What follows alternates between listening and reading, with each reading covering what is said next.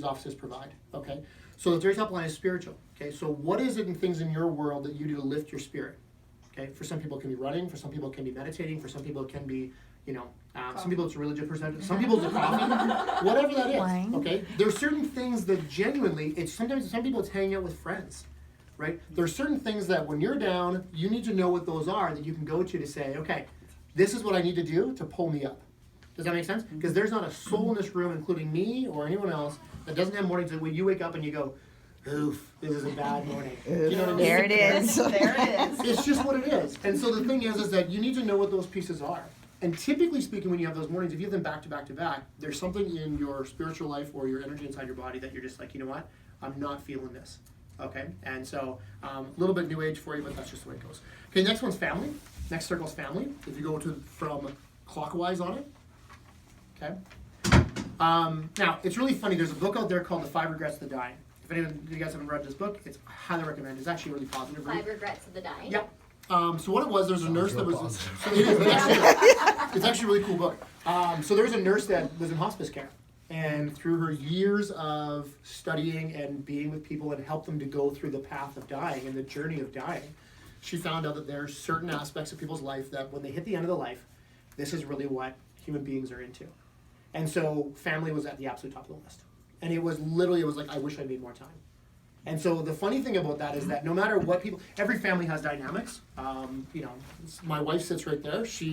Her and I have dynamics. Everybody has dynamics. Okay? My mom is right here. Yeah, my mother-in-law is my assistant. Okay, so at the end of the day on it, every family has dynamics. Okay, but the point is though, is that what do you do when you need that recharge, or what do you do to help keep your family life in equilibrium to the best of its ability? Okay, because the reality is that I swear to you, there's not a soul in this book.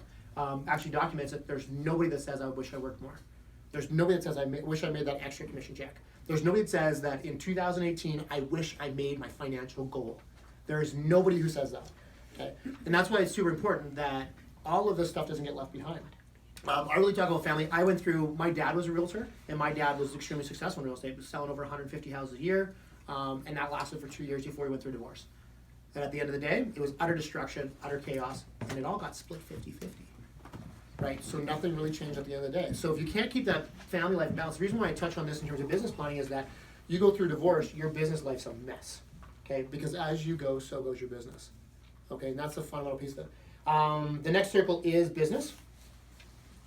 Okay, and I'm going to touch on that. We're going to focus a lot on that in the next little bit here. Okay, the next one is financial. Okay, and the last one is personal. Okay. Now, personal is separated into 2 subcategories. One is emotional health, and the other one is physical health. Okay, and everyone has a different opinion on that. In a lot of cases, those 2 are very much connected. But the reason why we separate them is that if you can't get somebody to the gym to actually work out or whatever your classification of physical health is, then you want to focus on what your emotional health is. Because if we all have these moments where some people emotionally eat, some people emotionally don't sleep, some people emotionally sleep.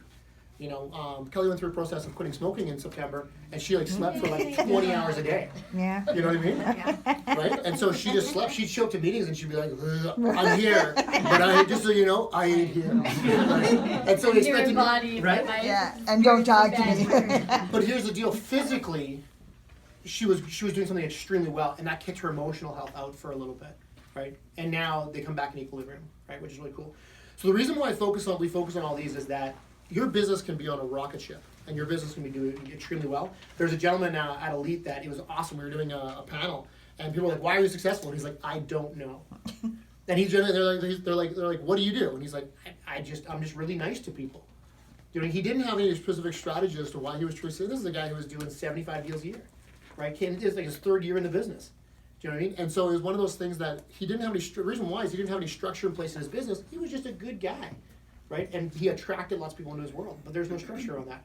That all works amazingly until all of a sudden something happens in his personal life that throws all of his good guy scenario out the window.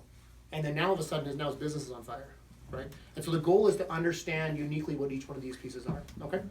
So, now, if you go to, I missed the page, okay, that's okay. If you go to this page right here, Okay. Now this comes right out of a course that that Brian teaches, which we'll be reading because it will bring to this brokerage as well, called Peak Producers. Okay. And this comes into ideas on it. Okay. So now when you're going to talk about spiritual, family, business, financial, and personal. Okay.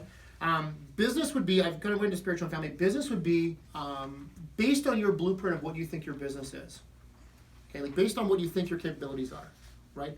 What are things that you think that you're doing really well? What are things you think you're doing really poorly? Financial would be based on where you think financial success would look like. Okay, so lots of people have different ideas on what financial success looks like. There's certain people that if they can just pay their bills, they're perfectly happy. There's certain people that if they need a Maserati to feel financial success. There's people that just want 6 months worth of expenses in the bank account. Whatever that looks like. Everyone has a different opinion what that looks like.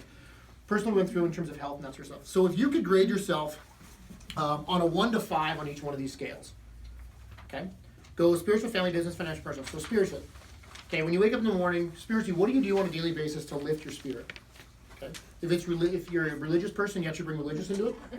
How is your walk with God doing? Okay, how's your walk with, people talk about the universe, whatever have you. If you're not into that new age kind of thinking, what do you do in the morning to really lift your spirit? We talked about this at the broadcast. In my opinion, the most on fire human being that there's on the planet right now is a guy by the name of Tony Robbins. If you guys, he's in Calgary tomorrow. If you guys have never seen him or heard of him, he has a podcast that's incredible. He has like hours and hours of content on YouTube. This guy is fired up. He's on the road to over 200 days a year. He does over 100 events a year. Okay, and when he's doing an event, you got to think about this guy talks for like days and days and days and days on end. That guy spends almost 2 hours every morning putting himself in that state. Because there's not a human being alive that can stay in this upbeat, happy, positive state. People look at me and they'll say, you just seem so positive all the time. I listen to probably 2 hours of podcasts a day to stay in that kind of state. Because